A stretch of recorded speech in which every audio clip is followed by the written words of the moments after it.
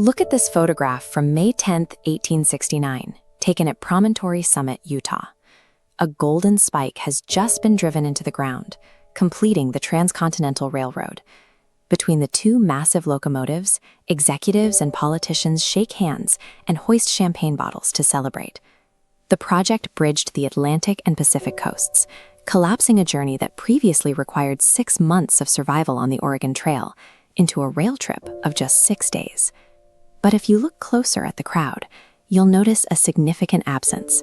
Among the hundreds of faces gathered to commemorate this triumph of manifest destiny, you won't find a single representative of the 15,000 Chinese immigrants who built the Central Pacific Line. These laborers carved roadbeds out of sheer granite, dangling in wicker baskets above 1,000-foot drops. They dug tunnels through the Sierra Nevada mountains using highly unstable nitroglycerin, a substance so volatile entire work crews were periodically obliterated in sudden detonations. They were paid roughly 2/3 the wages of their white counterparts. When they organized a strike in June 1867 to demand shorter hours and equal pay, the railroad company cut off their food supply until hunger forced them back to the cliffs. This photograph provides a blueprint for how American history is often manufactured.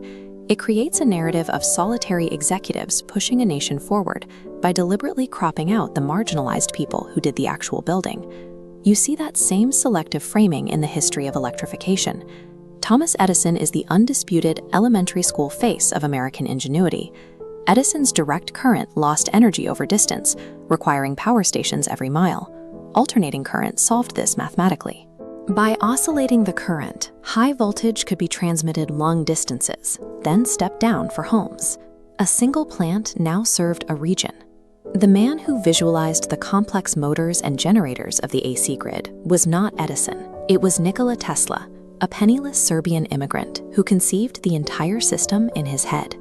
After Tesla redesigned Edison's inefficient generators, Edison laughed off a promised $50,000 bonus as a joke. Tesla quit, spending 2 years digging ditches for manual labor, before his alternating current system eventually powered the magnificent White City at the Chicago World's Fair. This erasure extends to the very engines of American wealth. Eli Whitney is celebrated as a solitary pioneer for the invention of the cotton gin. While the gin mechanized the separation of seeds, it didn't reduce the need for labor. Instead, it triggered a massive expansion of the internal slave trade. 1 million people were forcibly relocated to the Deep South to feed the machine, making the region the wealthiest agricultural zone on Earth. The narrative of the lone genius serves as a protective layer. It allows us to celebrate individual achievement while masking the reality that American infrastructure was extracted from the uncredited labor of immigrants and enslaved people.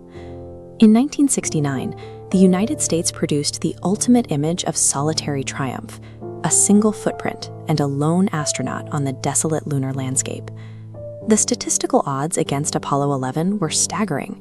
The technology required to reach the moon largely didn't exist when the mission was announced, and the crew estimated their chances of survival at a mere 50-50.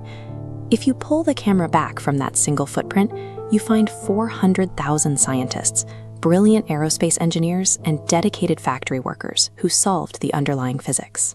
Mathematician Margaret Hamilton had to write the Apollo guidance code by hand, pioneering the entirely new discipline of software engineering to ensure the spacecraft could navigate in an environment with no room for error.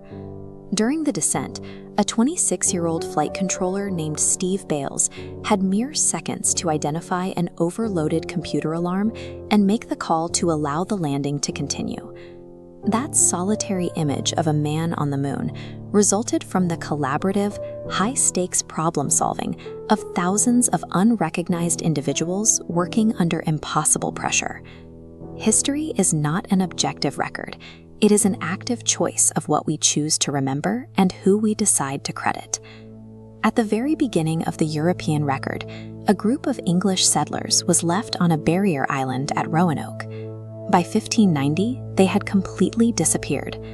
Before they vanished, someone took the time to carve a single word into a wooden post of the palisade: Croatoan. They were abandoned by their leadership and left in a place they didn't fully understand, yet they insisted on leaving a record of their existence.